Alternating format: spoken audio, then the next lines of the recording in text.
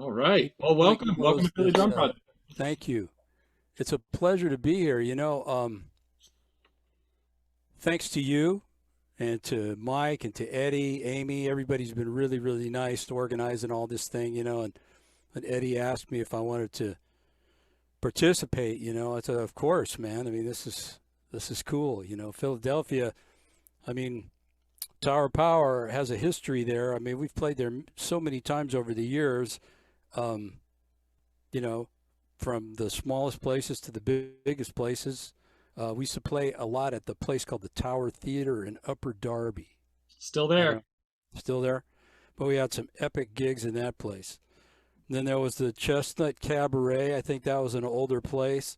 The Bijou, we played there a few times. Where else? Spectrum, when it was this.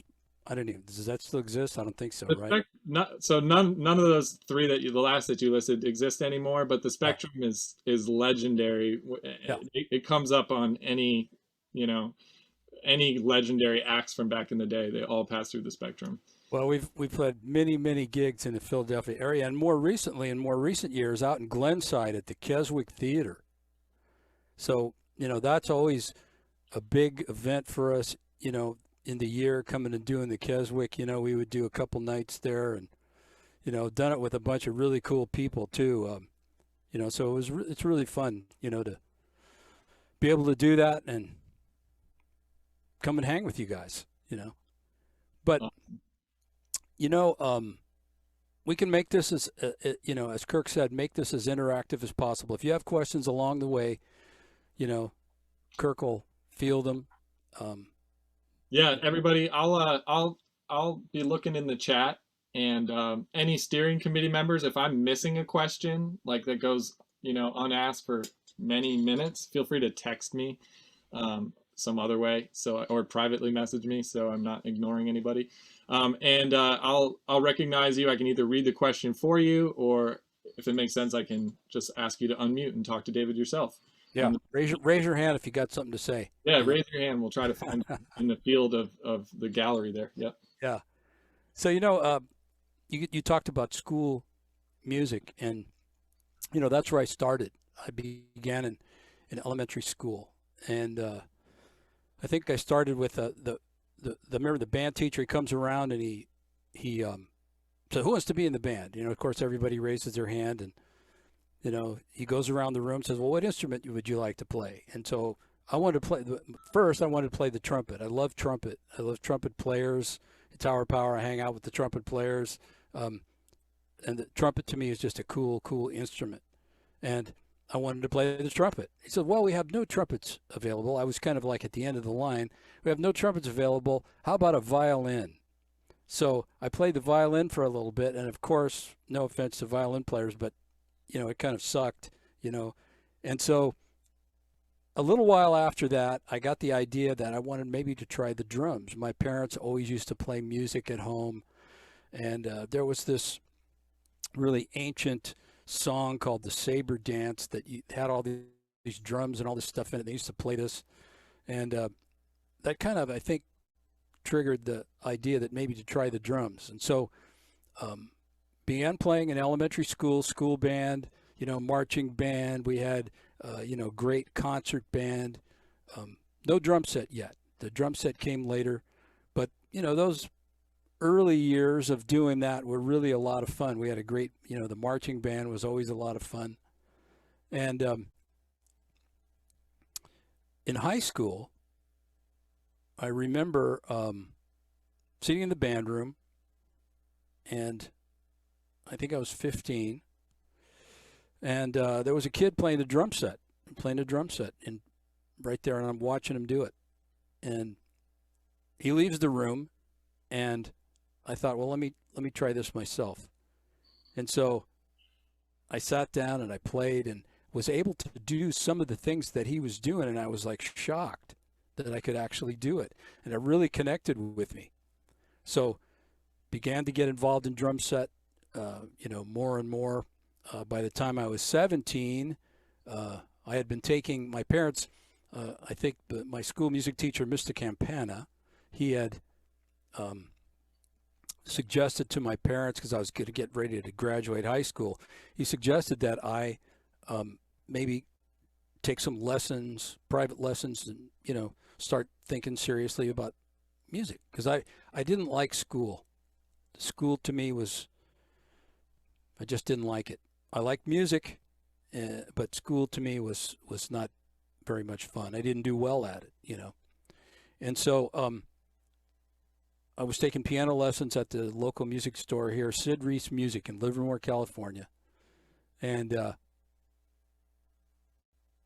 they had a Tuesday night rehearsal band. It was all these older guys in it. And they sort of helped me along. I just completely sucked. I couldn't play an 8-bar solo. I mean, I really struggled. And so we did our first gig, and we got paid. The first gig was on a flatbed truck out in front of the Sid Reese Music Store here in downtown Livermore. The place is still there. It's not Sid Reese Music anymore, but the street and kind of the buildings that were there, they're still there. And I got paid. And I'm going, holy shit, I get paid to do this. I think, this is fantastic. And so I got even more excited about it. And then with my friends, you know, I started playing rock and roll with, you know, some of my friends and here in the area. And then they took me to see James Brown. They said, have you ever seen James Brown? They were really into it. And no, I'd never seen it. And at the time, James Brown was pretty big because he would come around to the Bay Area all the time. He would play in Oakland. He would play in San Jose. He would play in San Francisco. And so the James Brown shows were always big. And he was on the radio all the time because we used to listen to the radio in those days. And so they were playing at the San Jose Civic Auditorium, actually the place that Tower of Power has played. And we go down there, in the middle of the afternoon, and we walk in, the door's open, and they're rehearsing. They're having a rehearsal. And we walk up to the stage. It's 3 of us. They didn't say anything. They just kept playing, let us watch and hang out. So we stayed there all afternoon, watched them do their sound check, their rehearsal. Went back that night, watched the show. It was stunning. It was the same band that was, if you ever heard James Brown live at the Apollo, like one of his most famous recordings, and it was the same band that was on that recording, and it was pretty stunning. Who was drumming at that time? Say again? Sorry, who was drumming again at that time? I think it was a guy named Clayton Filiaw, who also was James Brown's bus driver at one time. I had no idea that piece, but yeah. Oh, and it was pretty stunning. It was pretty stunning. And so kind of like right then I decided what kind of music that I wanted to play. I loved the whole idea of beats and all of that stuff. And, you know, it just kind of got me really excited about playing music like that. Anyone I had was playing big bands and, you know, was kind of learning about jazz and that kind of stuff. But playing the, you know, funky music, that's something that really excited me. And here in the Bay Area, that was also a really big thing. You know, there was, we had, you know, here on the radio, there was Sly Stone, you know, Sly and the Family Stone, great drummer Greg Rico is a good friend of mine. Sly was on the radio. And so, on KSOL in Oakland. And he would, at night, he would play songs and had a piano in the studio. He would play some of the songs he was writing, and, you know, people would call in and dedicate songs to their girlfriends and all this other stuff. And, you know, it was pretty cool. And so that kind of music was really big here in the Bay Area, you know, as well as a lot of other kinds of music. You know, we have a great jazz scene. There was Latin music, you know, all kinds of world music, great classical music, you know, the rock and roll scene, you know, the psychedelic music, all of that stuff that was starting to happen. But, you know, over this side of the Bay where I lived, you know, funk music was big and something that people were really, really interested in. And there were bands. You could go see bands like that. There were bands with horns and all this other stuff, you know. So not long after that, I went into the military. Everybody was getting drafted at that time. So I went in the military and ended up in the Air Force Band, Air Force Field Band, the 724th Air Force Band in Tacoma, Washington. at McChord Air Force Base. And that was quite an experience. You know, it was the first time that I'd ever been around some players like that. And, you know, a lot of the older guys were very, very good. We had an excellent symphonic band. So it was a chance for me still to, you know, keep my fingers and kind of interests in all these other different kinds of music, which I liked lots of different kinds of music, and I still do. That was always kind of my thing, was having a really broad palette musically. I just like a lot of different kinds of music. I don't think there's any music I don't like. And so, as you know, as long as it's well done, you know, that really excites me, whatever it is. But then again, you know, this is what we do as art, no more, no less. And so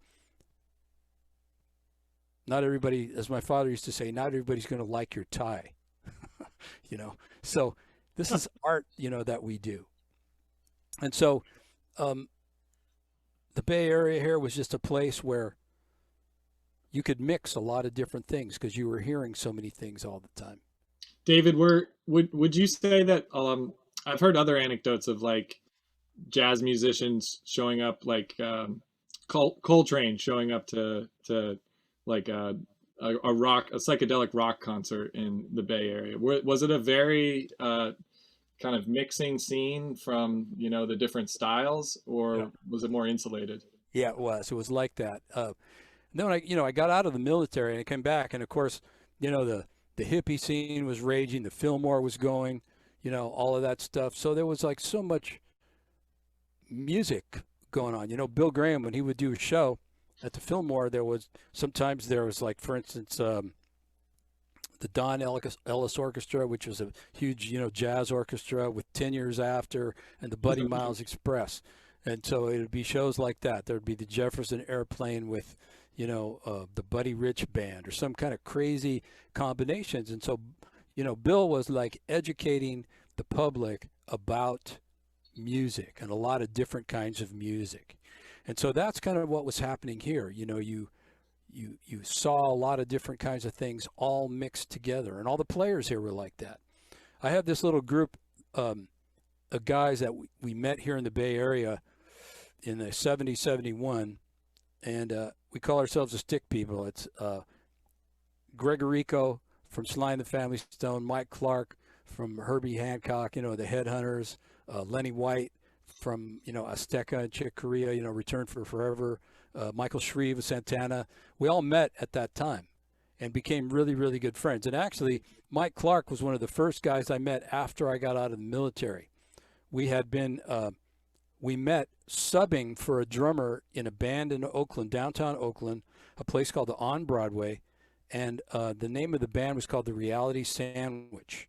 And so we were subbing, you know, for the drummer who had hurt himself. And on one particular night that had been subbing, and actually they came in a few times, was a couple of the Tower horn players, Mick Gillette and Skip Mesquite, who are now passed away.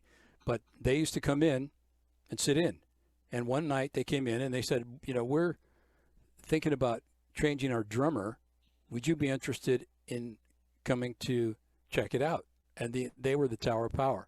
I had never heard of them, but those guys were pretty cool, and I thought, well, this could be good. So they were playing at a place in San Francisco called the Keystone Corner, and so I went over there and listened to them, and they were playing their own original music, really obscure cover songs that you only would know about if you were into music, and arranging them kind of in their own way.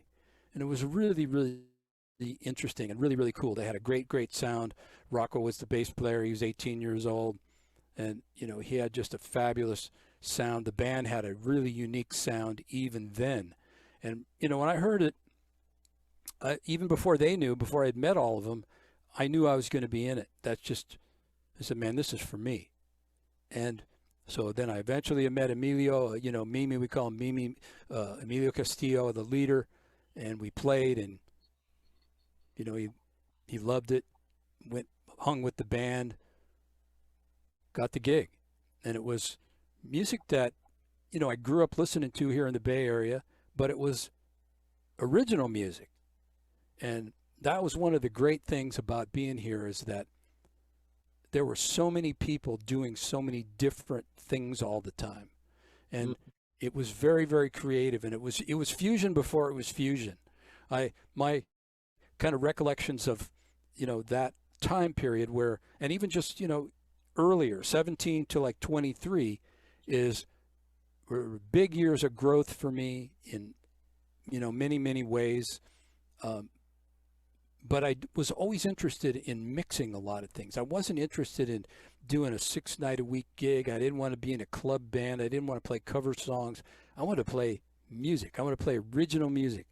And that's what was happening here in the Bay Area.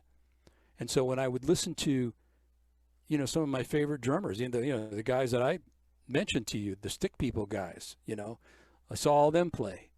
And everybody had a sound and a vibe, And one of the great things was that nobody wanted to copy each other. Everybody had a very unique way about, the way that they played.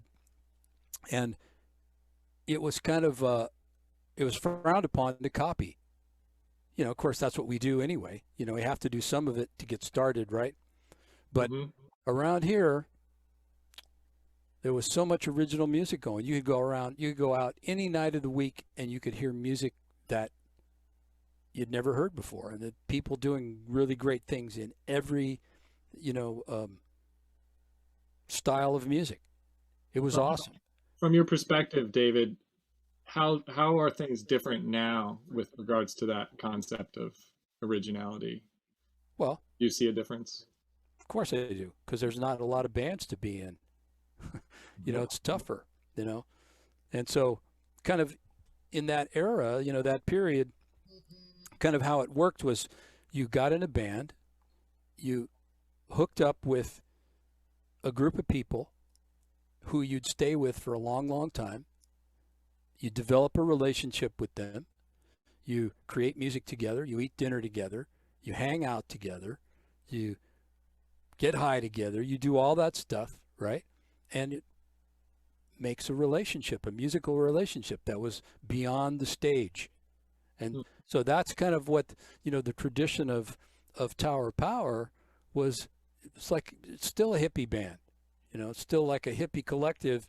And that's kind of what I like. I like having a relationship with the same kind of players, all the time for years. Like I joined the band in July 23rd, 1970. This is my Tower Power birthday.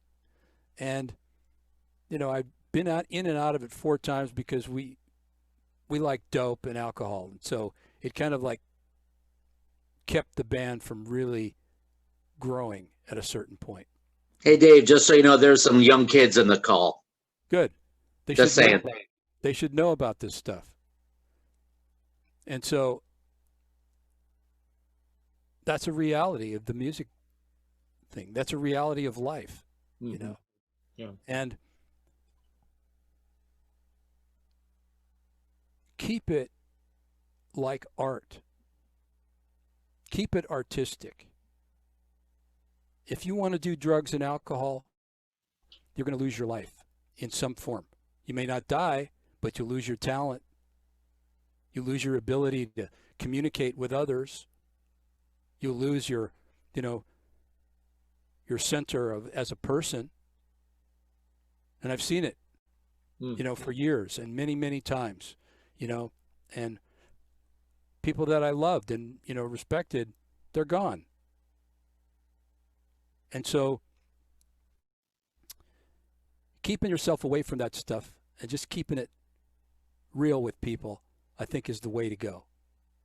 As now I get older and I look back on all of those years and all that stuff, I wouldn't trade it for anything because it was like terrific learning. I learned all kind of stuff, But what it did was, another thing that it did was that it helped me to understand how to be part of a team, how to be part of a group of people and make something work.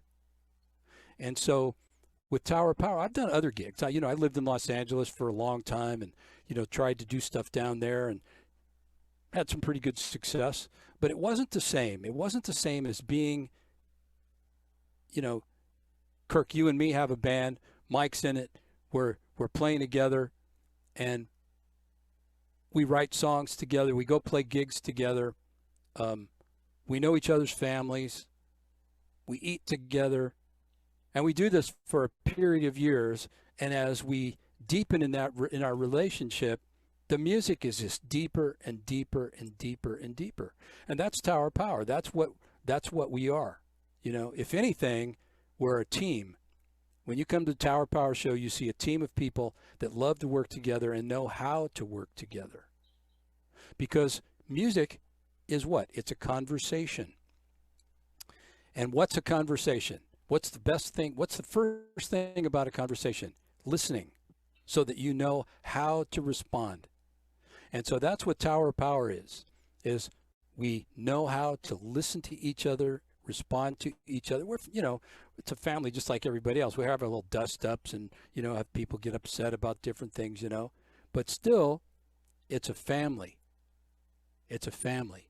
And that's my musical home. I really miss it. March 8th was our last show that we, you know, with all of this, you know, COVID stuff, you know, pandemic, everything.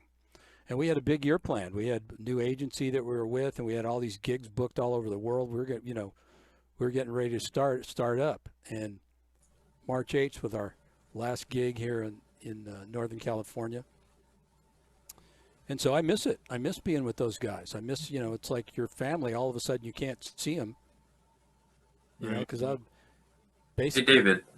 you know, the last few years, I mean, I guess I went back in the band in 1998, and from 1998 until now, we were doing 150 gigs a year, sometimes more, all over the world, you know, rehearsing, touring, making recordings, doing all this stuff. And so things are different now. You have to do what's in front of you. You have to, you know, readjust. And, you know, there's a lot of lemonade stands everywhere. That's how it should be. You know, you should be making lemonade. That's what we all should be doing. That's what we're all doing here, right?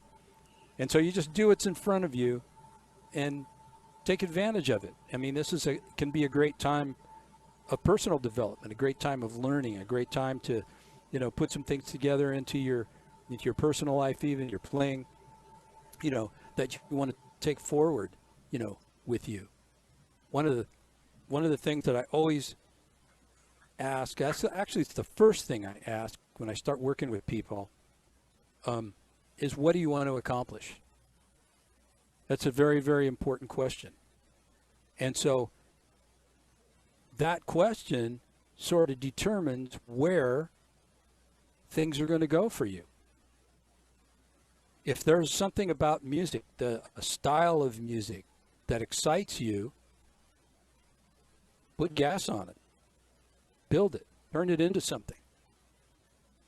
And so people that, you know, I work together with people, that's the first thing that we always talk about, and we're always strengthening that, you know, building a vision for yourself so that you're able to accomplish something. You're able to accomplish, you know, some of the things that you dream about. There's a great Mark Twain quote that says, "Don't let school get in the way of your education." I love that. Because that's all about creating. It's all about creating. And so for me, music has always been about that. It's always been about creating. Yes, I've taken lessons and all these other things. I study. You know, this is my university here. You know, I got books and videos, you know, everything here, internet, the whole thing. But I take that stuff and I create with it. I've created a voice for myself. Because when I would listen to my heroes as I was coming up, I wanted a personality like that in my playing. I wanted to have a voice like they did. I didn't want to play the things that they played. Well, in some ways I did. But I wanted to have a personality, a vibe in my playing like they did. And to me, that's what makes this really go, is having a voice, having something, you know, an input to music. a friend of mine who I've known for a long, long time sent me some grooves to look at. Just said, here's what I'm working on, blah, blah, blah. I said, man, this is really good stuff. Why don't you put it together in a little notebook for yourself, you know? And so, you know, one of the things he said was, you know, I don't know what I would add, basically saying what I would add to drumming by doing something like that, you know? But the point is, if you do something like that, it's like a journal. You don't have to write a book, but I think that it helps to see what you're thinking about. It helps to try and understand the way that you perceive music. How do you want to do this? Mm-hmm. And then building your ideas and writing them down. I have this little notebook here. This is my current active notebook, I call it. And so this notebook is, I sit here and I have practice sessions, and I'll write down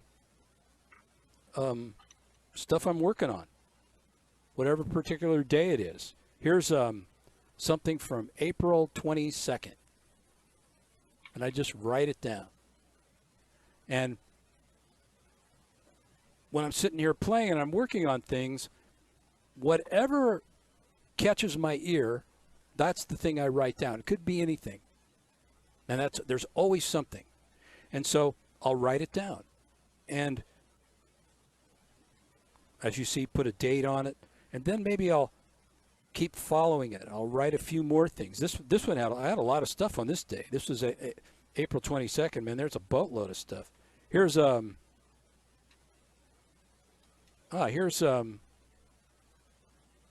12th. Was that Easter? This is more from the Easter Bunny, it says. So this was my Easter work. Here's on the 9th. And can I point out that, like, I know I'm connected to you on social media just by, like, following you. You post this stuff all the time, and it's just so cool to be able to kind of see inside your head for that day and try to, like, decipher it. And I notice you're very interactive within the comments, too, helping people kind of decipher things or giving them little breadcrumbs into your head with that stuff. I just wanted to point that out to people if they want to see what you're talking about. Well, you know, this notebook is kind of what I use for source material for, you know, my work with Tower Power, my work with other people, books I like to write, articles I write for magazines, you know, and just in general, a database of my ideas. And I write these things down. There's more books up here. I started doing this kind of when I was 17 years old, so that I wanted to see what it looked like, what I was playing. Right. And over time, I got more accurate as I learned to read better and play better. I put more detail into the things that I was writing down. And so I tried to put in as much detail as I could so that if I was to teach it to somebody and they were to play it, that it would sound like the way that I envisioned it. It's never going to be like that, of course. But I think if you include as much detail in it as possible, it helps people to learn. That's what Future Sounds basically came out of one of these books. I had original Future Sounds. It wasn't Future Sounds yet. It was a drum book that I had written. It was about this thick, and it was everything that I had thought about drumming. It's in here someplace. Everything I'd thought about drumming, and I took it around to some publishers, and I didn't know much about it, you know, putting books out and anything like that, but I always wanted to do it. And so I had sent it out to people that didn't like what I was hearing, and I knew about this guy named Sandy Feldstein, who was at Alfred Publishing in Los Angeles. And he was a pretty reputable guy in the music publishing world at the time. So I called him just to see what would happen. Mm-hmm. And he took my call. He knew all about my playing because he was into Tower Power, believe it or not. So awesome. And it turns out he was a drummer himself. He was a percussionist. He was taught percussion as a college professor at Potsdam University in New York. And so he had published works of his own. So he knew what he was doing, right? And so he met with me, looked at the book, and he took it home, and he took it all apart, studied it, and really took his time with it. And then we got together again. He says that he looked at it like it was a college paper. He said it was really, really great. I go, oh, this is cool. And then he says, but, and of course, if somebody brings their butt into it, it's bad, right? So he says, but, and of course, here it's coming. He says, you don't have a subject. I said, what? What do you mean I don't have a subject? It's about the drums. It's everything that I thought about the drums, right? He says, no, you got to have a subject. It has to be focused. You can't just like throw it out there with all this stuff in it. Save that stuff for later. Find something in here that you can start with as a focus. I'd never thought of that. So I went home. He says, go home, figure it out, and then come back. Oh, boy. So I was home for a couple weeks trying to figure out what it is that was going to be the focus of this book. And then all of a sudden I realized, just like I talked about earlier about James Brown and the beats and all that stuff, and I realized that's what it is. That's what I love. Because that's what I was doing with Tower, was all about the beats and all of that stuff. And so I thought, okay, it's hi-hat, snare drum, and bass drum. That's what it's going to be. And I went back to him and said, I got it. This is going to be hi-hat, snare drum, and bass drum. He shook my hand. He said, let's go to work. And so he knew, all the other things that I did with him, he was just a wonderful producer and a mentor. He never told you what to do. He would always make you think about it. He would ask you a question so that you would think. And he was a smart guy. The questions would always lead you to what he was trying to get you to realize. And he knew this about the book already because he knew about my playing. But I didn't realize it. So it was cool. So I got in, Future Sounds came out, and that, was a big deal, man. It still is. I look at it and I go, man, this is really great that I was able to do this. But I also know how my playing has evolved and, what I can do now, what I understand, I should say, about drumming now that I didn't then. It's pretty cool, So, Future Sounds, good stuff, man. Basic things with a lot of good basic ideas in it for building your drum set playing. It's not easy book. And it's basically came out of my notebooks. And so, concepts that I use in there, I still use. One being the idea of permutation, the whole groove concept, These are things that are, were in the book. The permutation idea, I was taught by a teacher in school, a college teacher. I only did college for a short time because I didn't want to be in school. I had gotten out early of the military for school, and then as soon as I could, I got out of that, and then I had joined Tower Power, and that sort of became my focus and eventually my school. Yeah. And right. So with Tower, I was not really focused in the beginning. I was not focused on any kind of learning at all. Actually, I should say, I won't say that. I wanted to learn, but I didn't want to practice. I didn't want to work. And so working was not, I didn't want to look at it as work. I didn't understand what that is. The discipline of learning. I didn't really get it yet. And I remember we had been playing gigs with a band that had a really great drummer in it here in the Bay Area, and he was studying with a guy here in Oakland named Chuck Brown. Chuck Brown was the legendary Bay Area teacher. And he kept telling me, man, you got to go see this guy. You got to go study with him. You have to go check him out. And I'm going, I was already making money as we're making recordings and starting to tour and all this stuff. And so I'm, Mr. Big Head, and I'm thinking, well, I don't need to do that. I need you to study. I mean, I'm already doing stuff. And then over time, as we're playing gigs together, I noticed that he's improving.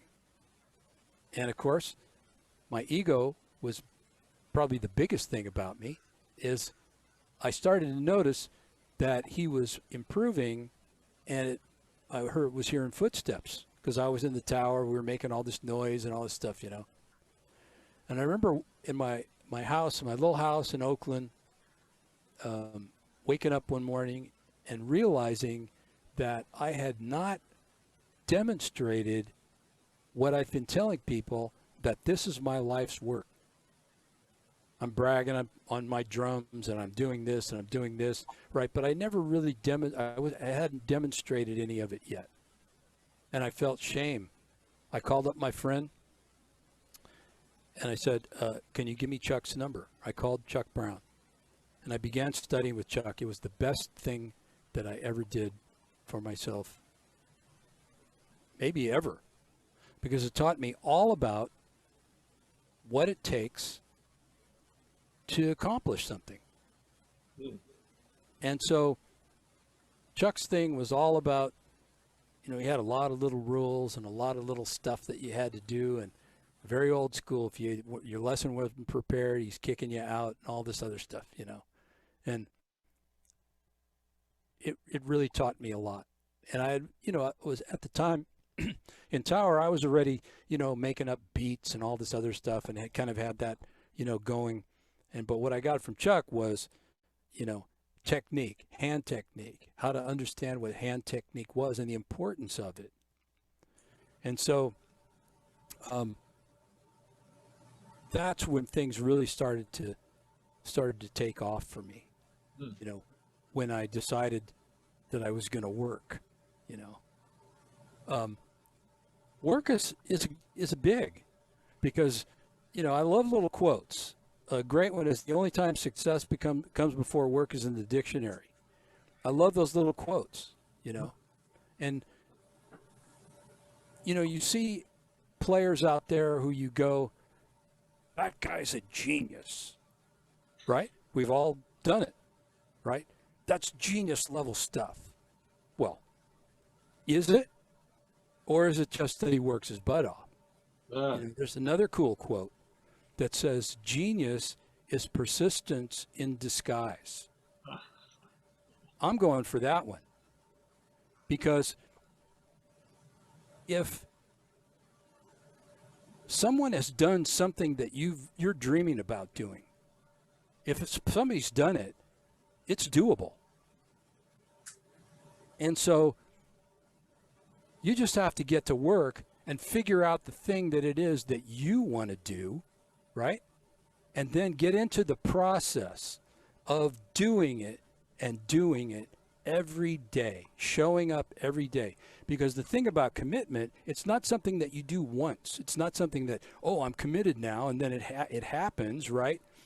It's kind of almost like it's a minute-to-minute sort of a deal. And you have to recommit yourself all the time to things. That's why sometimes when you get up in the morning, you don't feel like practicing. I mean, if commitment was such a big deal, then why do you have to struggle with yourself to get your butt in there and practice? True. So, commitment is important, and motivation is something that you are. It's not something that you, or I should say, it's something you do. It's not something that you are.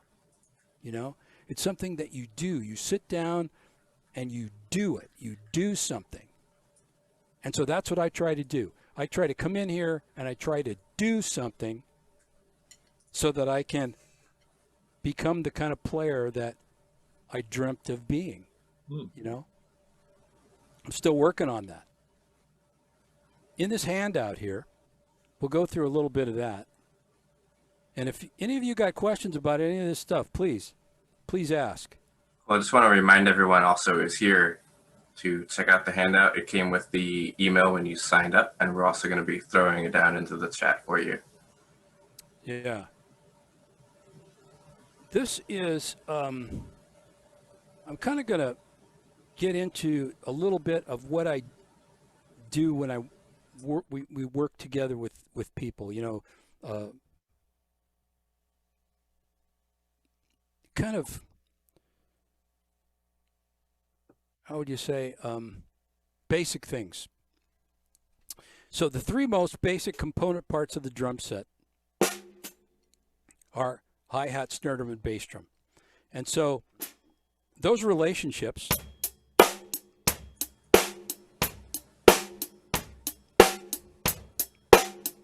they have sonic relationships. And so if you have a really great sound when you play, that really sells your ideas a lot more than if you have no conception of sound. So sound is really, really important. How you balance these voices. And you notice that I have this hi-hat over here on the right side.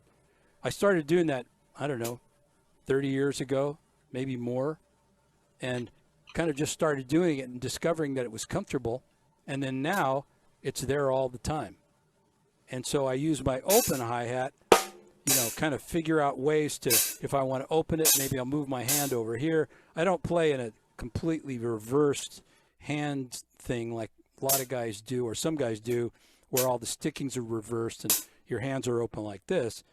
I'm still playing the same way. I just moved over to a different hi-hat over here on this side so that your hands are open. And it just feels more comfortable to me than having my hands pivot over the top of one another in, a more traditional way.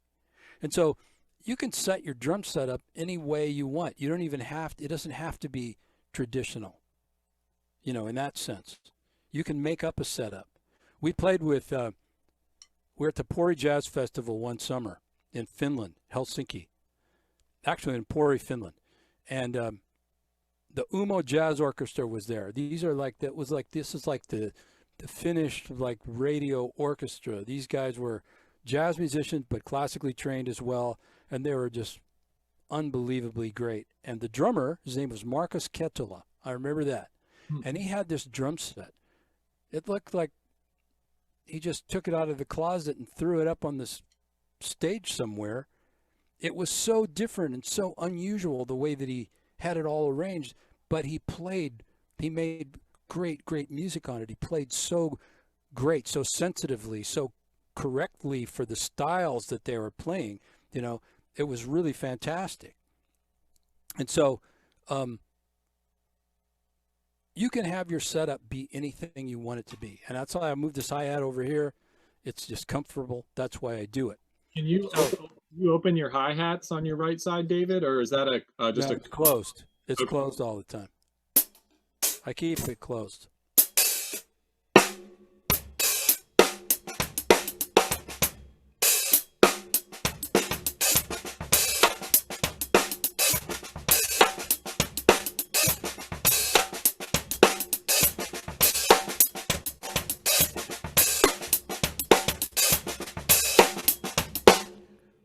So I just make up stickings to kind of accomplish, what it is that I'm trying to do here.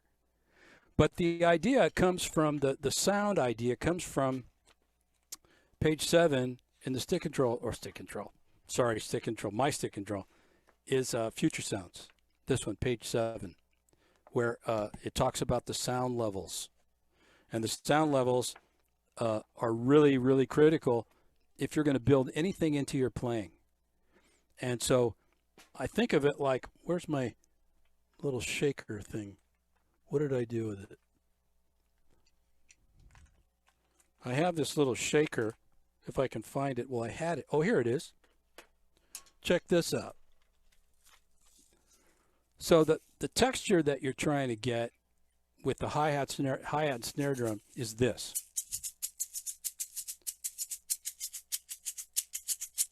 You want that same idea of those ghosted notes weaving themselves in and out of your accented notes.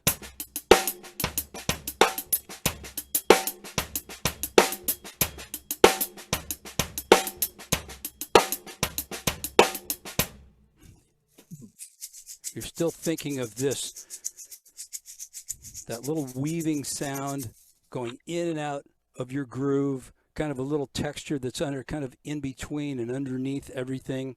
You can also use your left foot. So if you think of your hi-hat, the accent on the hi-hat, I use the shoulder of the stick. The tip of the stick is another sound. Ghosted note. I think of this ghosted note as actually even another hi-hat sound, an additional hi-hat sound. So if I have this, this, this, and this,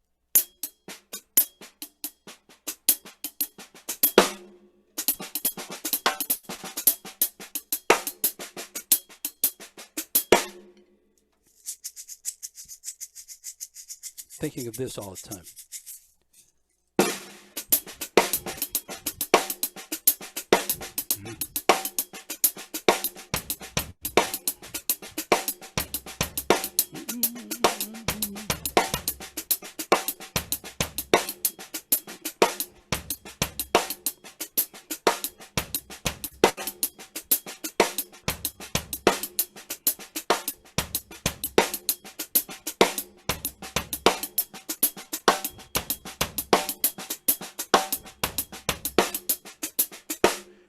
Step hi-hat thing is a really cool idea. It gives you another kind of sound in the middle of everything.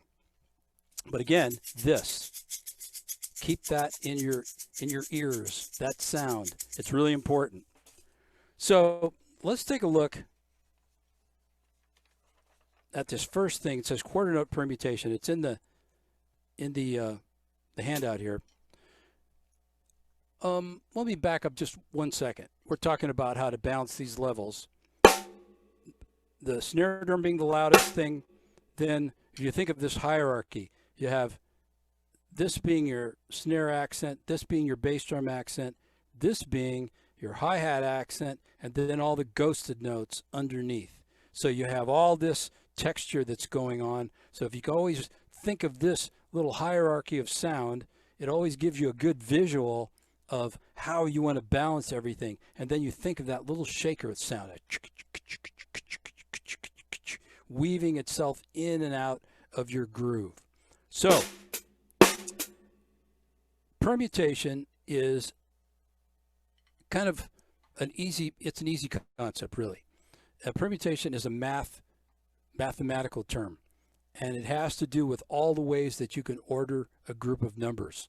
So for instance, if you have 1, 2, 3, 4, you can order those numbers 4, 1, 2, 3, 2, 3, 4, 1, 3, 4, 1, 2, so forth, and arrange those numbers in 4 ways. You get 4 numbers, the order of them. So you can do this with rhythm. So for instance, we start like this, just to illustrate. I'm playing my bass drum on beat 1. I've got 8th notes here, 2 and 4 with the side stick. So if I want to permutate this bass drum by quarter notes, it's going to go over to beat 2. I'm going to move it 1 beat over. 2, 3, 4. 1, 2, 3, 4. Then if you would beat 3, 1, 2, 3, 4. 1, 2, 3, 4. 1, 2, 3, 4. 1, 2, 3, 4. 1. Then you're back where you start. You can do the same thing with 8th notes. So 8 notes in a bar, 4 time, counting 1 and 2 and 3 and 4 and 1, 2 and 3 and 4 and. So the next position that this bass drum is going to go on the and a 1, right? We're counting 1 and 2 and 3 and 4 and 1 and 2 and 3 and 4 and. Then it goes to beat 2. 1, 2, 3, 4. 1, 2, 3, 4. 1, 2 and 3 and 4 and 1 and 2 and 3 and 4. 1 and 2 and 3 and 4 and 1 and 2, 3, 4. 1, 2 and 3 and 4 and 1. I just moved it through all of the 8th notes. You can do it with 16th notes. Let's go a little slower. And how you count 16th note. Counting is really important. Counting is a cool thing because you could think of it kind of as your GPS, your rhythmic GPS, counting. You'll always know where one is. If you know how to count, you can get through anything. I remember with Tower Power, when I first started, experimenting and playing crazy beats and all that other stuff, the guys in the band would get really upset. They would get upset because I wasn't giving them the signpost, the drummer signpost, where the drummer always gets in trouble for, not keeping the time in the correct way and blah, blah, blah. And so I said, well, why can't you just count? And of course they didn't want to do it. And that was like an uprising right there. And so with Emilio, the leader, he made everybody count. He really did. He had a kind of the iron hand. He's the supreme leader of the band. He says, well, you guys have to count. Just count. Because he loved drums. He loved what I was doing. And so the band started to count. Then I could play anything. Nobody get lost then. And an interesting thing that happens too is when everybody is counting, everybody understands the time, everybody owns the groove. So if you want to own the groove, counting is a good way to do it and understand how counting works. So you have 16 16th notes in a bar of 4/4 time. 1E and a 2E and a 3E and a 4E and a. There's 4 notes per quarter note. 1E and a 2E and a 3E and a 4E and a. So that counting position is really important. The number is the downbeat. The E is the second note of the second 16th note of the beat. The and is the third, and the is the fourth, right? You have 1E and a 2E and a 3E and a 4E. So if I'm going to permutate this by 16th notes, then the second position that it's going to be in is the E of 1. So we have 1, 2, 3, 4. 1E and a 2E and a 3E and a 4. Like so. Then the and. Then the Then beat 2, 2, 3, 4. 1, 2, 3, 4. 1, 2, and 3, and 4, and 1E and a 2E and a 3 and a 4E and a 1E and a 2E and a 3E and so forth. And you move the bass drum through all the 16th notes. You can do that with beats. You can do that with all your voices. You can move everything all around. It's amazing. And because rhythm is mathematical, you're presented with an endless supply and variety of ways in which you can move your ideas around to give yourself lots of options to build vocabulary. And that's what we're talking about. We're talking about building a voice, building vocabulary. Interesting thing about vocabulary is that when Tower Power we did our first album called East Bay Grease, our first recording, right after I joined the band. I joined the band in July of 1970. We recorded in September, and it was out in November. And so with that recording, that was pretty much everything. We were like a jam band at that point. Music was not really very sophisticated yet. And so basically that was everything that I knew about drums, everything that I could play. That's what I was playing. And so we got a record deal for 6 recordings. Warner Brothers signed us to a record deal, 6 recordings. And so I realized that I was going to have to come up with some other stuff to play, or I was going to be sounding the same all the way through. And that was unacceptable. So I started thinking about beats, different beats for different songs.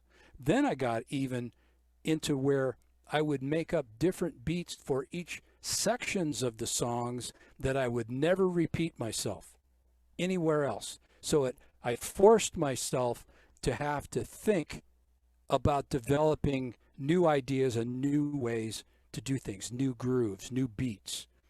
Drumming is what? Singles, doubles, and flams. It's pretty much it. Thomas Lang says what? It's ones and zeros. You're just, that's endless, right? And so you can assemble your playing in any way that you want. And if you want vocabulary, then create. Start building some things with some of the ideas that you already know. And I guarantee you that those ideas will multiply and lead to you to other things. And then after a period of time, you'll start to have a wider vocabulary. You'll be able to speak more articulately in the musical situations that you find yourself in. And so with me, with Tower, I loved the whole idea of the beats and what I could create. And so I just kept going and making up stuff and making up stuff and making up and making it up, making it up as much as I could do. And Tower was the vehicle. So some of the things that I would work on here in the practice room didn't really work in the band. I learned that. So I had to really pick my spots. And so we would create beats. I would create beats and we would build songs on top of the beats. Other times there were songs that were presented to me and I would put a beat to it. We will create something in that way. But again, always trying to do something different, always trying to push the envelope, to come up with some things that were different, always, that's always kind of been a bottom line thing for me is creating, new things all the time. And so that's what I do here in my practice room. So this quarter note permutation, I'm going to play over here just to get started. But what this is we're going to take a beat like this, 2, 3, 4. 1, 2, 3, 4. 1, 2.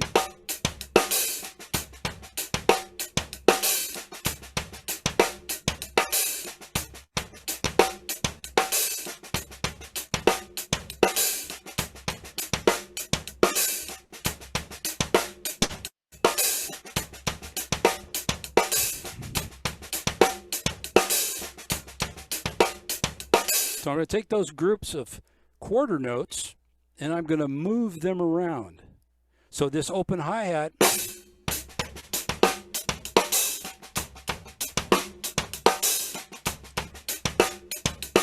I'm going to move that around to beat 1. 1, 2, 3, 4. 1, 2, 3, 4. 4. 1, 2, 3, 4.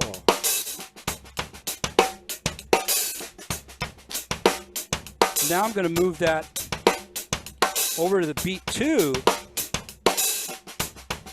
4. 1, 2, 3, 4. 1, 2, 3, 4.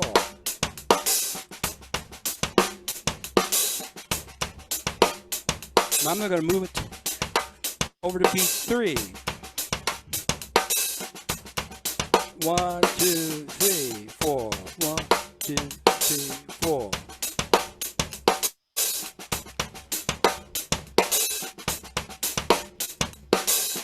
And then we're back where we started.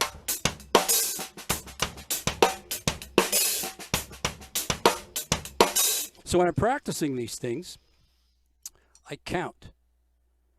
And I discipline myself so that I count no matter how weird the idea is, so that I understand rhythmically how it fits in the concept, in the context of 4/4.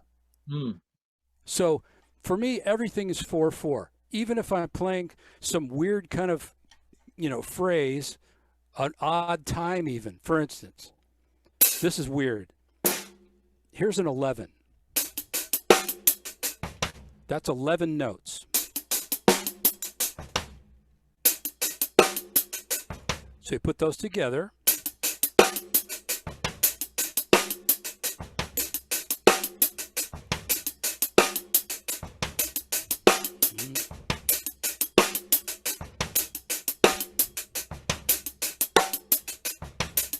So that's what that sounds like together, those 11 notes. So I'm thinking, if I want to count them at 4/4, I'm thinking just 16th notes. 1E and a 2E and a 3E and a 4E and a 1E and a 2E and a 4E and a 1E and a 2E and a 3E and a 4E and a 1E and a 2E, 2E and a 4E and a 1E and a 2E and a 3E and a 4E and a 1E and a 3E and a 4E and a 1E and a 2E and a 3E and a 4E and a 1E and a 2E and a 1E and a 2 and 3E and a 4E and a 1E and a 3E and a 4E and like so. So for me, everything is 4/4. So I learn how it all fits in that context, and then that helps me to create across bar lines and, you know, build all kind of crazy stuff that maybe I wouldn't have been able to had I not disciplined myself to count and find a structure to use these things, to use these ideas. I have this little drum machine here. It's got a bunch of cool little programs in it that I put in here based on when I used to play at my percussion trio with Michael Spiro and Jesus Diaz called Talking Drums.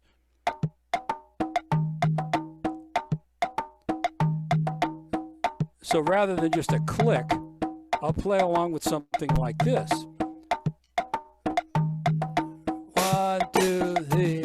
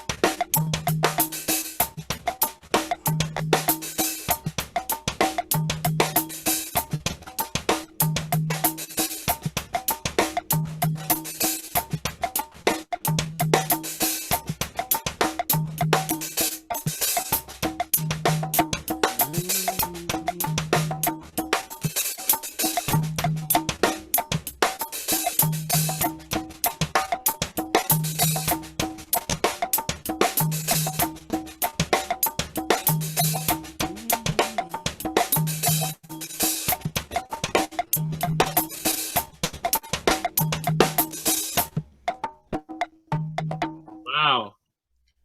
So that was, yes. That can get a little disorienting, but so I understand the importance of counting within that context, especially. Well, in many contexts, counting's never unimportant. Well, You know, you have to know where one is always. So, but you don't always have to play it, but you have to know where it is, right? It's like learning how to follow your GPS. right. Same deal.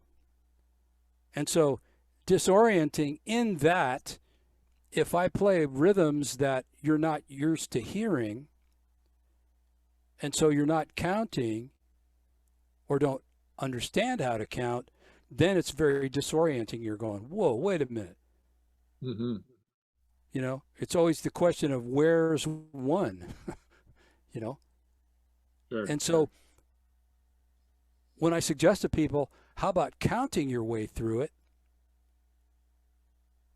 Then they start to see it, because you could look at this like, you know what solfeggio is, right? It's like the system of intervals, so that you learn how to recognize the distance between intervals, you know, on the scale. Well, you could look at counting and rhythm as rhythmic solfeggio. You're learning to recognize the distance between beat one and where it takes you and back. All those relationships. So if you can learn to understand those relationships of the quarter note and whatever else that you're trying to play, the other rhythm, and how they work together, you never get lost. Ever. And it's just a really important, cool skill. So that second thing that I just played was that this quarter note permutation page. So I just moved my hand over here to this other hi-hat. I still wanted to play a open hi-hat, so I just moved the open hi-hat to the and. So instead of this, I did this.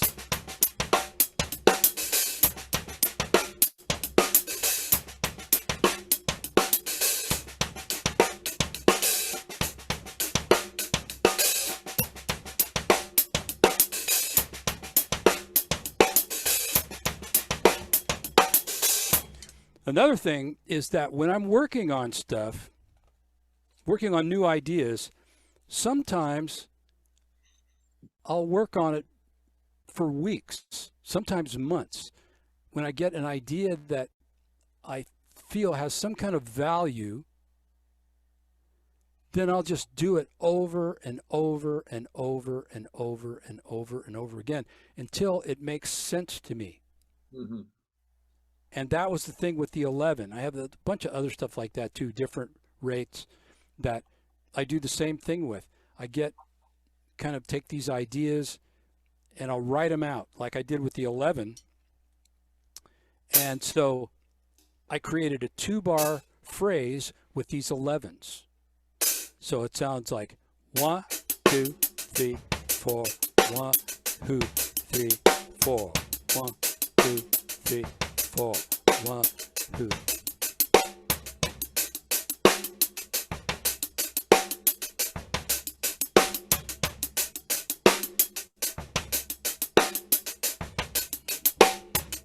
So if I play that along with this little drum machine, 3 and 4, 1, 2.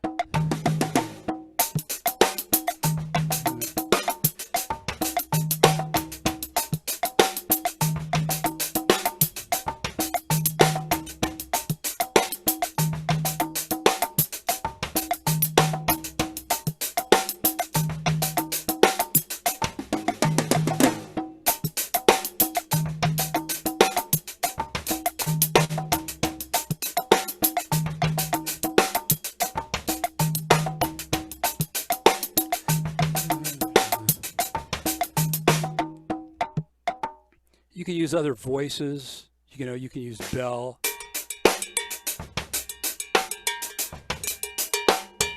Bell your cymbal.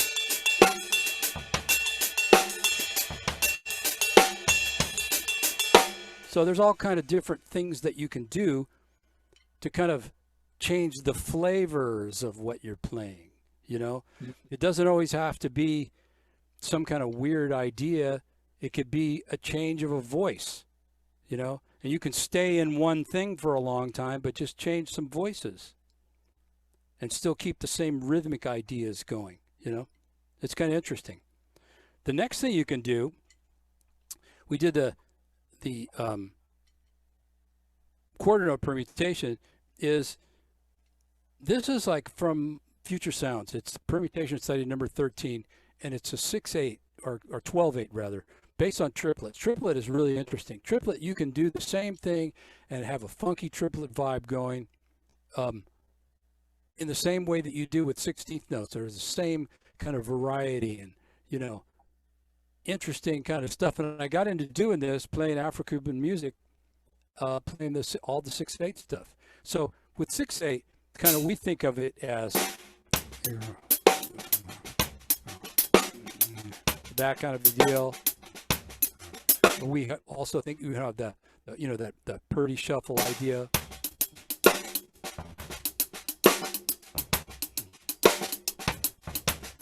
I can't even play it, but that's what it is.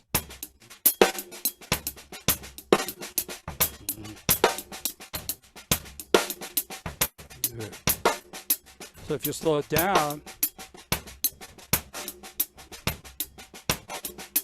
and just think the triplet.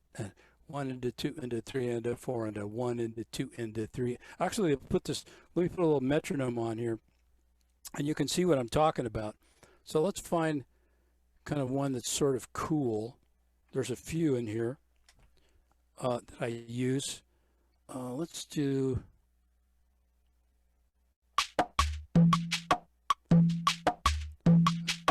I think that's a little confusing. Let's go this one. Okay, that's pretty easy. That's just clave. And you have a shaker playing, or shekere playing the down beats. Boom. So you can 1 into 2 into 3 into 4 into 1 into 2 into 3 into 4 into. Just like that. Just like playing a shuffle.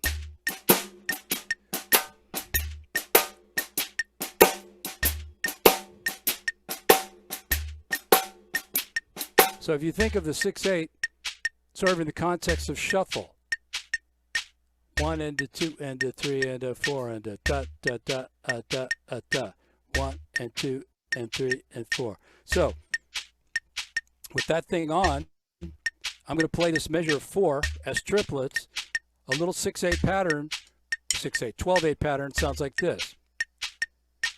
1, 2, 3.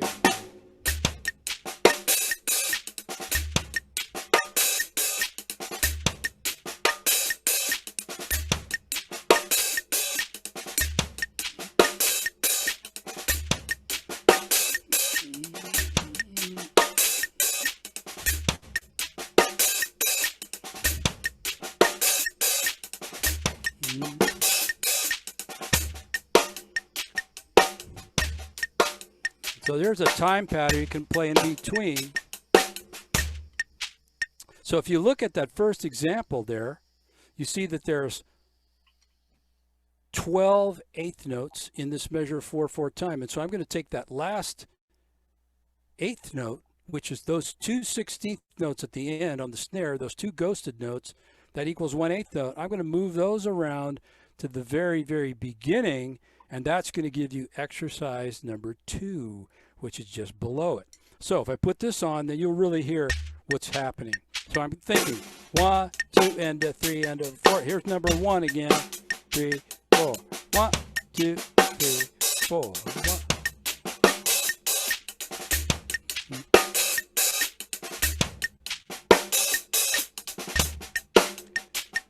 Here comes number 2, 3, 4. 1, 2, 3, 4. 1, 2, 3, 4. 1, 2, 3, 4. 1, 2, 3. You'll do it better than that. 1, there's number 3. 1, 2, 3, 4. 1, 2, 4. 1, 2.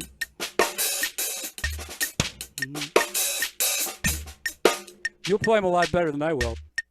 But that's the idea, is that permutation, last eighth note goes around to the front, moves everything over 1/8 note, and you'll get, in that first pattern, you will get 12 different exercises that are based on the same one, the very first one, and it'll have those same kind of sequence of notes, but you're just moving it 1/8 note away from where the previous one was. And you can do that 12 times. It's pretty cool. So you can make yourself, I'm going to actually advance the tempo a little bit. This is 110. A dotted quarter equals 110.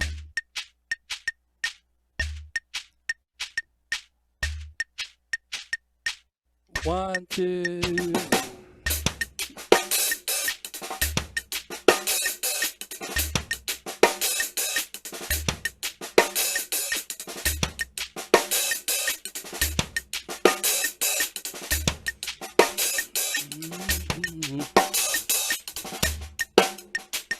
Here's number 2, 3, 4.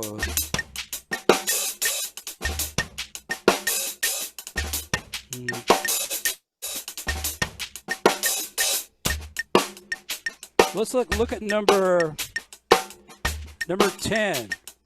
1, 2, 3, 4.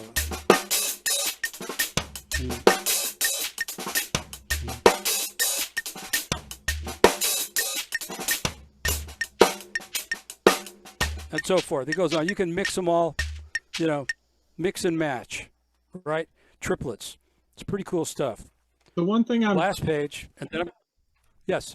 One thing I'm wondering about, David. I understand the reason for permutations on many levels to get inspiration for new ideas, new grooves. I'm curious. I think some of us might be thinking, so can I just replace? Like if I'm playing a 12/8 or a 6/8 groove with a band, like you're talking about right now, could you just replace your basic groove of number 1, for example, with number 2? And do you think, like, is it, I guess, fair to just substitute it, or is this more meant to be just another way to relate to this clave, and then potentially as a band write Well, that kind I of. mean, I don't think you're going to, unless you're me, you're not going to take this page into a gig and you go, let me play Yeah. exercise 3 from permutation study. You're not going to do that. You're going to understand conceptually what's happening, and then you're going to make music with it. Right. And so permutation is just a way to show you how to organize your playing in different ways, to relate to the music in different ways, to give you some rhythmic vocabulary, so that if you want to change things up and move notes over here and move this over here, you're not hindered by a bar line. Right. You're not restricted. And that's what this whole future sounds thing is. It's about breaking down barriers that you may have rhythmically, so that if you want to jump across bar lines, you can do it. You can go back and forth and never get lost. And you'll always make sense in a musical context, because the music always dictates to you what to play. So here, I'm just demonstrating a concept. Right. But it works, because you can hear me do it with Tower of Power. So it absolutely works. It's just a matter of, in your situation, in your context, finding out how these things work for you. How will it impact the way that you make your music? Okay, so I see a really important part of the permutation journey is going through at all of the options and then synthesizing that into your muscle memory and your concepts of time and whatnot, relationships, and then it's a tool. That's all it is. It's just a tool. And this kind of shows you, in the context of like a beat, right, how to do that. Now, if I was going to do it in one voice, I mean, I can permutate accents. There's triplets. This is the same idea. I'm going to move the accent to the second note of the triplet. 2, 3, 4. 1, 2, 3, 4.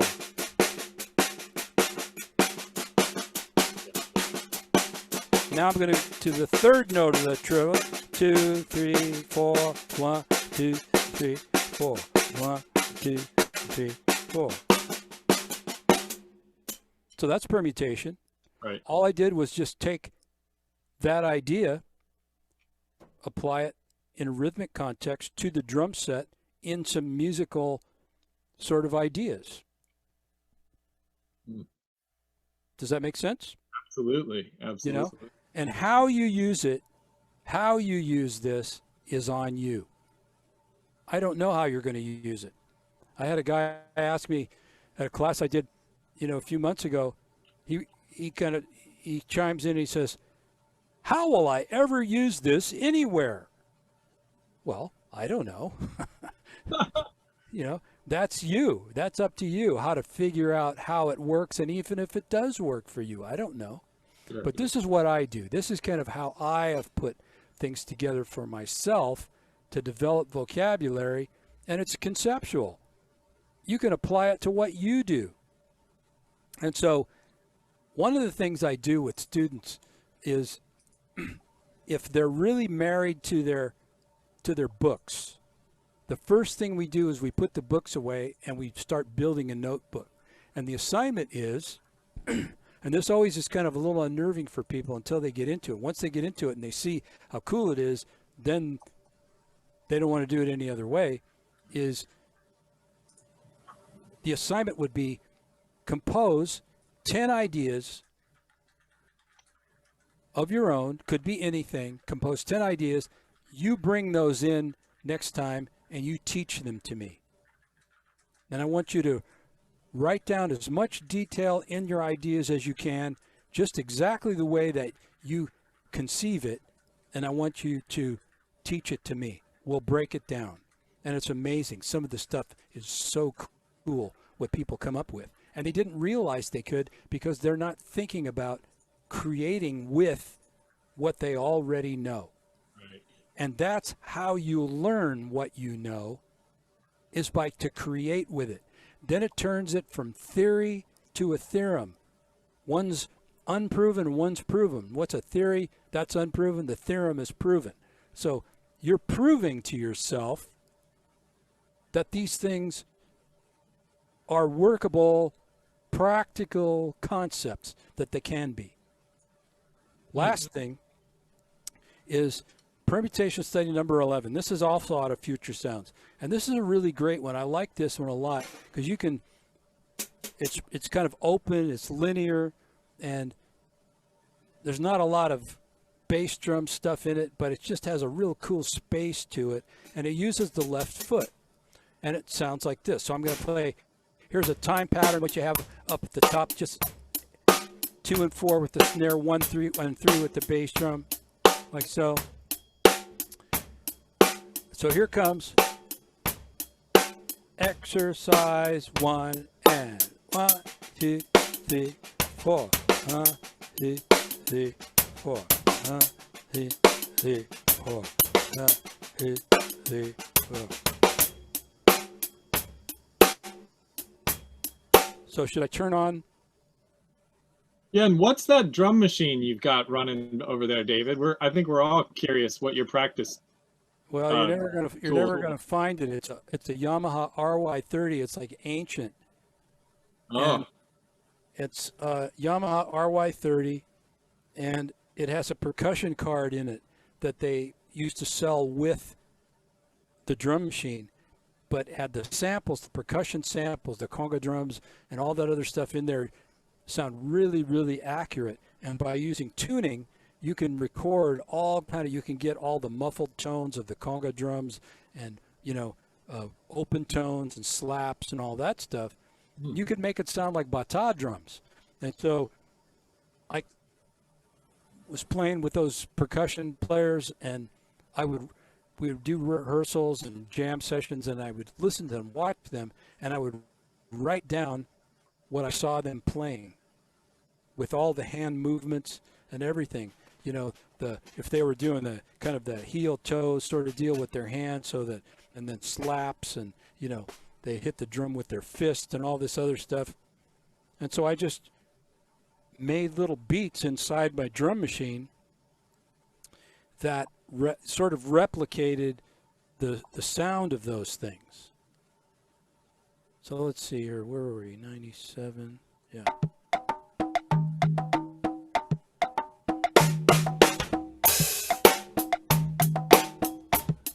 So we're back here, just so you can hear kind of what these things sound like in the context of rhythm accompaniment. Here we go. Here's the 1, 2, 3, 4. 1.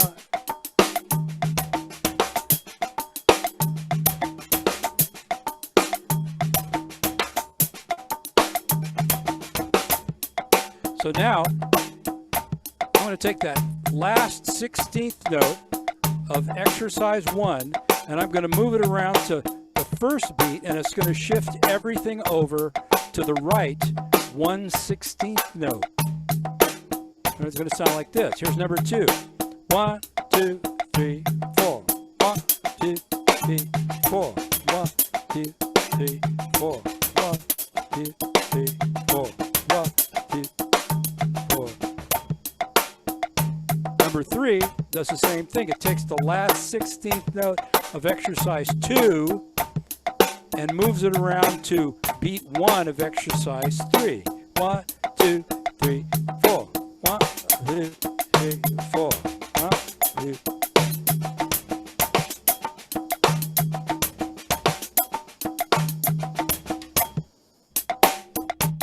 And so forth. You have 16 16th notes in a bar 4/4 time, and that gives you 16 different ways that you can play this one beat. And so also, interestingly enough, is that the choreography, accented note, ghosted note, that all moves, that all permutates as well. So you're getting a whole kind of, how would you say, body movement into it, understanding, how that works in relation to the quarter note, the downbeats. Mm-hmm. So it's pretty cool. All right. Questions. I know somebody's going to say, that sucked. How did you? Well, everybody's minds are blown, actually, David. Let's see here. I'm going down from the beginning on some of these questions. I know you gave us a list of books that you are a big fan of, and I know you've sprinkled in some of that wisdom along the way here, but just so everybody knows, David's got a lot of great books on this second PDF here.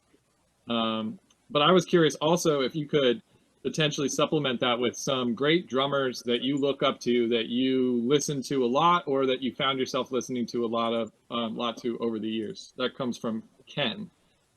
Well, you probably can't tell, but I've listened a lot to jazz drummers. Elvin Jones and Tony Williams. I love those guys. That what they have brought to modern drum set playing. And their vocabulary and stuff, and kind of what they do is still living. Yeah.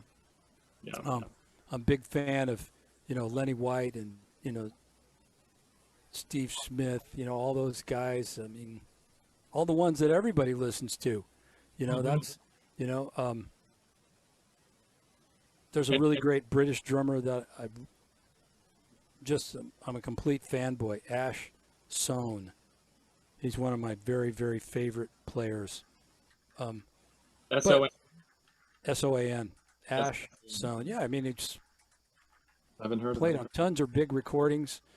He was a lot of Adele stuff, and but he just does so many cool things. He's got a really great Instagram feed and Twitter feed where he does all these little grooves that he creates and composes music to go with them and triggers all kinds of stuff. Beautiful, beautiful playing. Very, very musical. Thank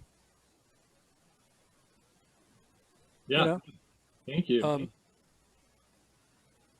Let's see. Just here. find guys that you like. People that interest you, that excite you, kind of. That. I like drummers. To me, that when I listen to them, I don't hear someone else. Those are really my favorite kind of players. The ones that really have given a lot of thought to the way that they play, the sound they get, that kind of stuff. A lot of times I don't listen to drummers. I just listen to music.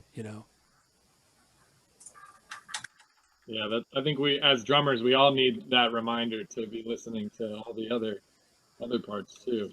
I've got a question here from Andrew. He wanted to actually ask us himself as well. Where's Andrew? How can I see Andrew? Let's see. Let me do this. We can find him. Have him unmute himself. Right here, Dave. Can you guys hear me? Yeah, I'm gonna spotlight you. There you are. All right, thank you. Thank you, Philly Drum Project, for sponsoring this. And Two Philly guys here. Awesome. Dave, good to see you. Yeah. So my question is something I want to ask for my dad here. He's a Barry player. We obviously know that drummers have to have a great relationship with rhythm sections. But what is your relationship with your horn section? You obviously have an outstanding horn section in Tower Power, one of the best in our opinion. How do you approach playing the drums with them? The trumpet players always tell me that I'm the lead trumpet. And so they follow the drums. And kind of that's the way that all of our music works. And is everybody kind of like wraps themselves around the groove, Okay. So, our lead trumpet player, Sal Cracchiolo, was in Poncho Sanchez's band for 20 years. So he really knows how to play with drums. Yeah. And he has a real edge on his sound, and he knows how to, really focus. Adolfo Acosta, who's the other trumpet chair, he was in Maynard Ferguson's band for a long time. So they know how to play with the rhythm section. They know how to play, with drums. Dave, real quick, we had dinner together at my house in South Philly about 15 years ago. You know, I'm looking at your name and I'm thinking, wait a minute, I know you. Yeah, we still love you, brother. Oh man, this is so cool. Yep, we're still together. We're still hanging out. We're still enjoying you. Oh man, thank you. Thanks so much, brother. Wonderful to see you.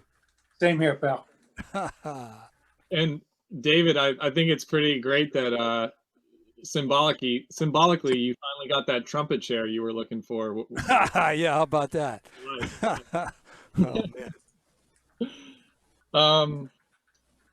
How you doing on time, David? I think we would sit here with you all night, but we want to respect your evening and your plans. No, I'm here for a while. If you guys want to ask more questions or whatever, Okay, we have. if there's no questions, then we'll wrap it up. Everybody go have some fun this evening, and We've got plenty of questions here. Yeah. That's why we're asking you how much time you have. Yeah, do you want to hit him with another one there, Mike?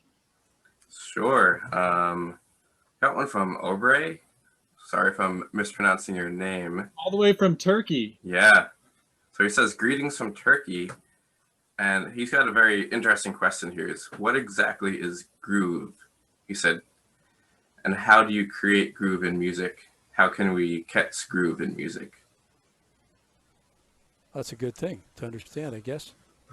I mean, every music has groove, right? I mean, Turkish music has some pretty killer groove in it. I don't know. People making music together, there's groove. Understanding kind of pulse, what that is in music, how that works. Kind of an abstract question, but Definitely. I think he's a deep every music thinker. has it. Yeah, he was also curious about whether or not it was absolutely necessary to be able to read music, and I think you answered partly with your discussion earlier, but also maybe you have a different answer. Well, reading music to me is like reading the language that I speak. And so I think if I was to not be able to read the language that I speak, I think I would be pretty limited, in terms of how I could learn. I'd be kind of limited to only things that I could memorize or hear. Mm-hmm. And so, I can read the language I speak, so that means I can buy books, I can write it, I can communicate with it, either spoken or, written in a written form, right? I think music is the same way, the music is a language. Learning to read it and understand it is the same as being able to read and understand the language that you speak. And I don't think that, I think oftentimes we don't put it in the same context, because reading is not really emphasized a lot, when we're learning how to play, especially if your introduction to music has been rock and roll or something like that, Mm-hmm. But reading is just such a great thing, because then you can write down your own ideas. You can buy all kind of drum books. You can study other people's work. You can develop a whole database of ideas of your own. And it just kind of helps you to become more literate in a way, And I don't mean that as a slam. You can play well if you can't read. I mean, for God's sakes, lots of people do that, But I think for, if you really want to develop your playing, your playing to some pretty serious levels, I think reading would really help you to do that. Mm-hmm. Keep track of your ideas and Absolutely. to understand your ideas. Absolutely. I mean, I've taken lessons with lots of different people, some pretty famous guys that I was really interested in what they were wanting to share with me. And so I'm really thankful I could write it down. I could take notes. And then I could have it with me, you know, afterward. To revisit, you know, so that if I wanted to, you know, study that stuff again. So, you know, important for me anyway. Yeah. Not for everybody, but for me. We had a question from Steven about your intro to Mike and Randy off of Go to Pluto by Wishful Thinking. I just think they wanted to talk. Curious if you could talk a little bit about that intro. Yeah, you know those drum fills that you did after the song first starts off, the timing and the dynamics about that. I wondered if you could talk about that a little bit. I guess I could if I remembered all of it. You know. Hey, Kirk, why don't you find that? I'm on it. And to do a screen share so that everybody can kind of hear what Steven's talking about.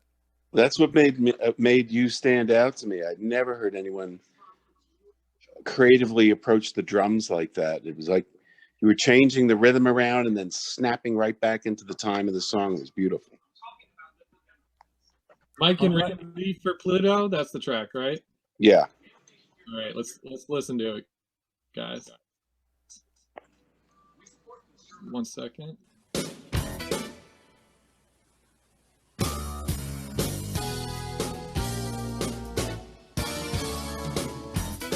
Right here.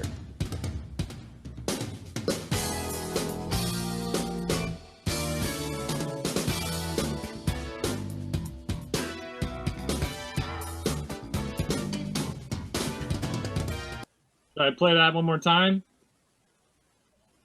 Wow. Here, let's hear it one more time.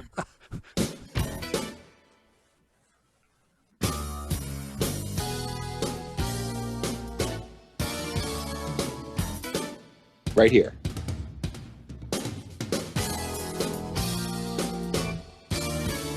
Yeah. It's all in 4/4. It really is. It's all in 4/4. The first hit from the very beginning is on the and of 1. And that figure repeats again a couple measures later.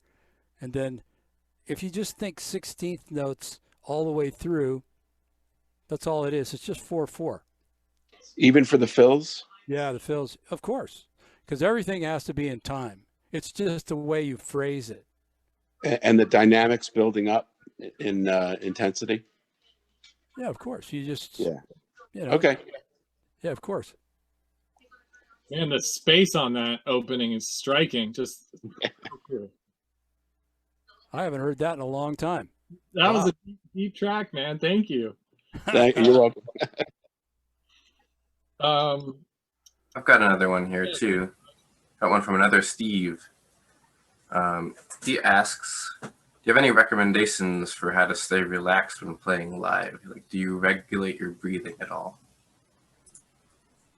Well, I just don't stop breathing. That's for sure. I mean, you know, and I don't mean to be facetious or anything, but you know, you just have to stay focused. You have to, you know, kind of have a center when you play. Posture is really important. Yes, you're involved. You got all your limbs going and stuff, but it doesn't mean that your body stops working.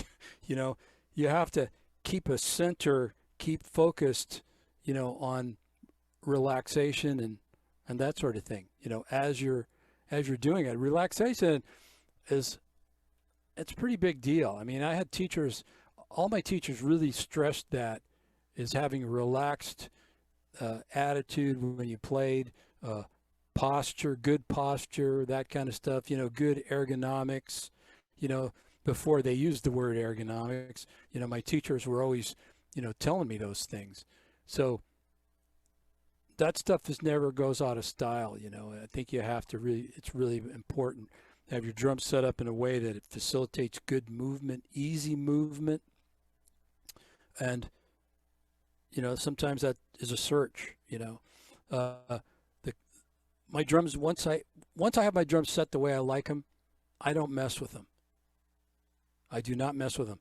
I keep them that way so that I have consistency in my setup all the time. Maybe little angles will change and things like that, but I don't make big wholesale changes in my playing or in my setup, because it just messes with everything too much. Okay, I see. From just preserving the motions you've already worked on and not putting yourself in some weird positioning. Yeah. Yeah. And, you know, again, like with the Wishful Thinking band, I had a different kind of setup. I had more drums, and I had things kind of all moved around in different ways, because on those songs, I had different movement patterns to play the arrangements and stuff. So my drums were set up to accommodate that. When I was playing with my percussion trio, I had a lot of bells and I had blocks and other things in my setup so that I could have a drum set sound going on, but with an added percussion voice too. Mm-hmm. So that was a kind of a hybrid setup that I had for that as well. I've noticed that your technique is it's not always low as far as like stick heights, but in general you have a general conservation of motion. I've kind of noticed. Yeah. Is that a conscious decision you made a long time ago, or? Yeah, my teachers, that I had taught me economy of movement and how important that was, so that you're not overplaying. Right. And it really helps you, to stay centered.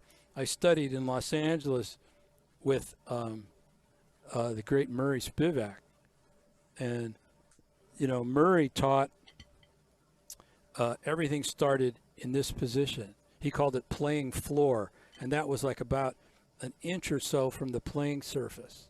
And so using all your up and down strokes,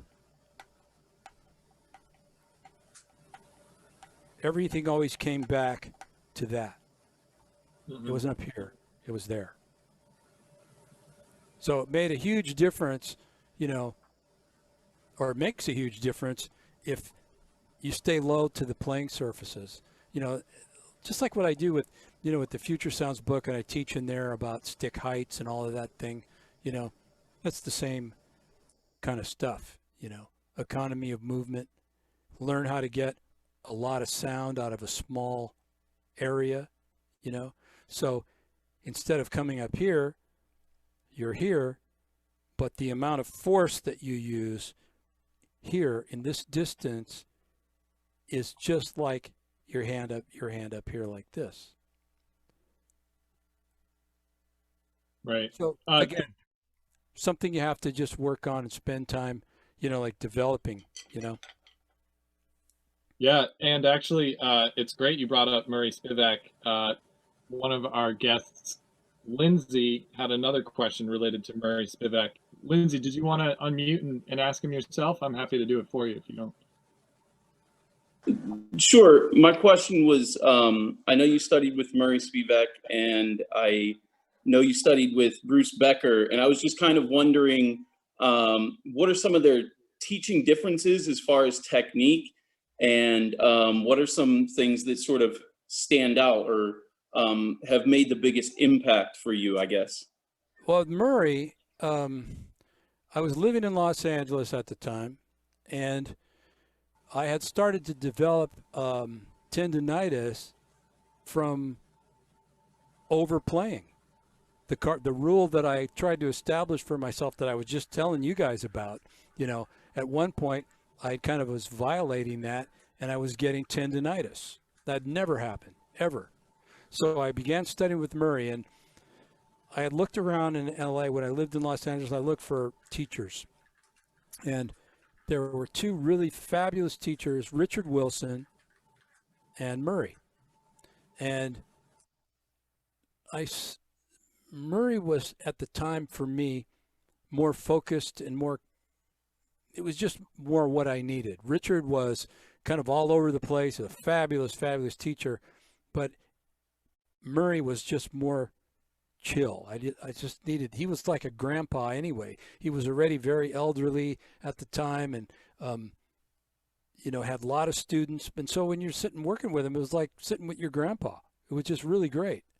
And so what Murray taught a lot was, of course, economy of movement and all the different pressures that would be involved in playing different kinds of strokes. And I'd never experienced that from anyone before. Part of his thing too was where his fulcrum was, which was in the middle finger like this. And he taught a difference between a wrist stroke and a rebound. There was a lot of orchestral reading. We did all the Wilcoxon books, Podemsky. What else? There was something else we read through. But there was always a reading component to the lesson, and then we went through stick control. I left Los Angeles just as we were starting to get into accents and rebounds. And the stick control book with Murray was really fabulous. I'd never gone through that whole book with anyone. And I still have all the metronome markings and stuff that, you know, that we used for those pages. It was really, really an awesome, awesome study, learning about how to use rebound and all of that stuff. It was really, really great.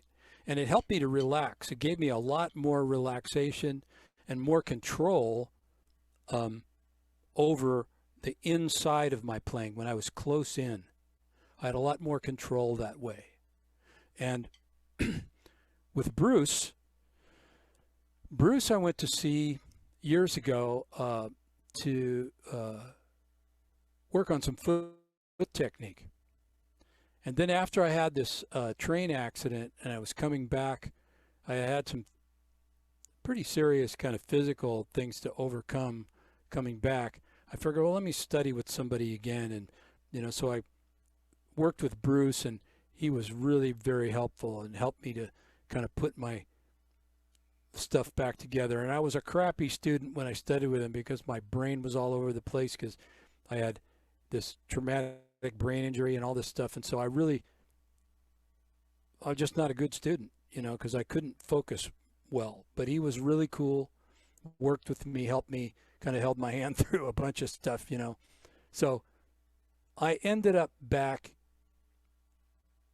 as my baseline concepts, the things that I learned with Murray, because everything that he showed me still has a very powerful effect on my technique. And there's a lot there, still a lot of lessons to learn. And he gave me the tools to be able to, you know, to do that, to continue on to unlock those things, you know, really, really cool. So that would be a difference. Bruce was fabulous, but a little different, you know, because he came from, he was a disciple of Freddie Gruber, and there's a lot of Moeller technique in that, but there was a lot of Moeller in technique in Murray's teaching as well, you know. So it's good stuff, you know. Another question here from Bobby that I think ties into what you're talking about. He was asking, have you ever had to deal with pain or injury from playing? Only once with the tendonitis thing, you know. Okay. But no, because I play in a very relaxed way, and the more relaxed you play, the more you're releasing tension, you'll stay injury free. Absolutely. You just have to release tension. You have to learn how to do that. Always be, you know, letting it go all the time. All right, here is one more. Okay, so this is from, I'm trying to remember who this is from. I didn't write it down. It's from Steven.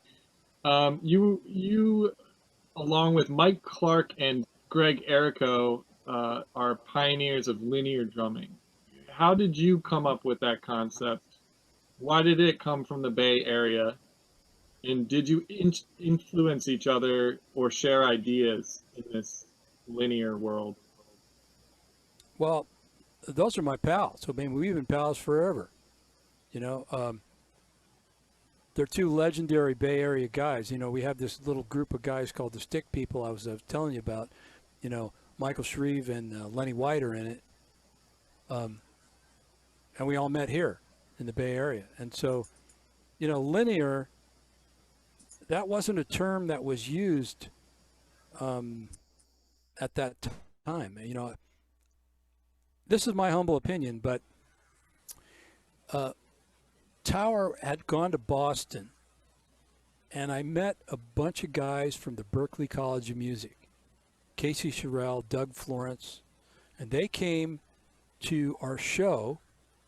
We were playing a little club in Copley Square there in Boston, center of Boston, and they came to the show and introduced themselves and took me to meet Alan Dawson and Gary Chafee. And so at the time, Gary was teaching polyrhythms at Berklee and had not put his books together yet, but was very influenced by Indian music. And so Gary and I became friendly, and he took me to jam with the faculty ensemble, the Berklee faculty ensemble, which at the time had Dave Samuels, the late Dave Samuels, and Pat Metheny in it. And so they were kind of like, it was kind of funny because I'm coming in there and I'm playing all my little funk beats and all that stuff, and they're standing around looking like, you know, they got lab coats on and stuff, you know, and really checking me out. And we played a bit together. And so from that point, my relationship with Gary started getting into that kind of playing himself and called it linear, because that was, he felt that the linear playing, which was basically one voice, right, in a line, as opposed to chords where you're playing bass drum, hi-hat together, that kind of thing. His was more one voice at a time, linear. He's the one that gave it that name. And so in the Bay Area, we were playing that way before there was that term. I'm not kidding. And so, you know, Gregorico was playing with Sly when he was 17. And this was like in the, you know, mid to late 60s. And so there wasn't really names for that stuff. You know, we were just kind of making things up and making up a way for ourselves to play, right? And academics kind of gave it names. Yeah, I noticed earlier, David, you introduced the hi-hat kind of within the flow of one of your ideas, and the way you didn't recognize it as a linear thing at that moment, or you didn't bring up the fact that that was kind of a linear hi-hat idea, but it immediately stuck out to me. I think it's really if you look at permutation study 11, right? That's a linear sort of an approach, and then the one that is very linear in all the things that we did here today was that 6/8 one, permutation study 13. That is completely linear. But again, it's just part of, you know, modern drum set vocabulary. You know, there's the layering, there's linear, you know, there's all kind of ways that you put things together, you know. So with us out here, we had, you know, Mike, Greg, you know, a lot of great drumming going on, a lot of great drumming, you know, really interesting and different drumming, you know, different than other parts of the country, you know, just very specific to this, you know, like New Orleans would be specific to New Orleans, and music and drumming in New York specific to that, you know, that kind of thing. Let's do one more. Okay. Let's see here. It's all you, Kirk. Well, this is a general question. How do you deal with touring? I guess like maybe how you cope with the stresses of touring and the just kind of the conditions of touring. If there's anything that you do to keep you sane or to keep you in shape or anything. Well, if anything, I have to cope with what's going on now, not being able to tour, because that's basically what I've done my whole adult life, is travel and play the drums. Wow. Yeah. And so, you know, with Tower, Tower is a pretty organized machine. We have great management, great tour managers, we have a great crew. We make sure that we have a group of people that understand how to work together, understand what the gig is. And when somebody joins the band, they tend to stay for a long time. Usually they're in it for quite a long time. Seems like the shortest shelf life for Tower members are singers. They have a shorter shelf life, But as far as the other guys, they've been there for years. And so, you have to have sort of a mindset that doesn't get rattled really easy. You can take the stresses of travel. You don't mind it. The focus is the gig. Sometimes getting to the gig is a little problematic, when you got to travel across a whole bunch of time zones and that kind of stuff, But it's part of the deal, it's part of it, So if I always wanted to do it. I always wanted to travel the world and play the drums. That was something that I wanted to do since I was little. So, if you pray for rain, bring an umbrella.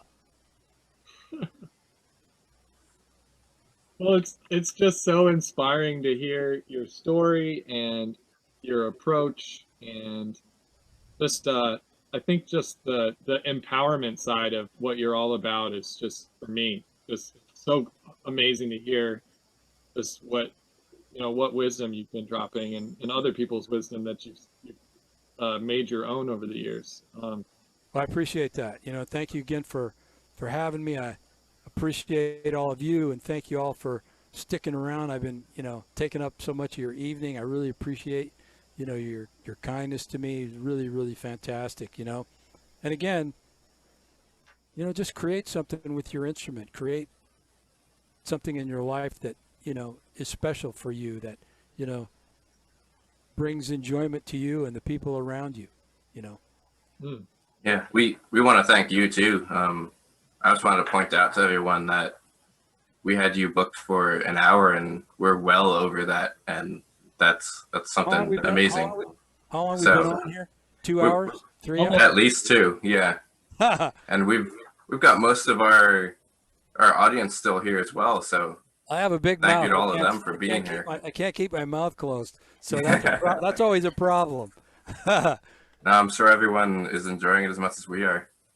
All right, folks, I'm going to let you go. I know my wife's got dinner going in there, and so I'm going to let you all go, and I'll see you down the road. Hopefully, Tower Power will be out on the road again soon, and if we're still able to do it, you can all come to a show, and I'd like Fingers to crossed. Yeah.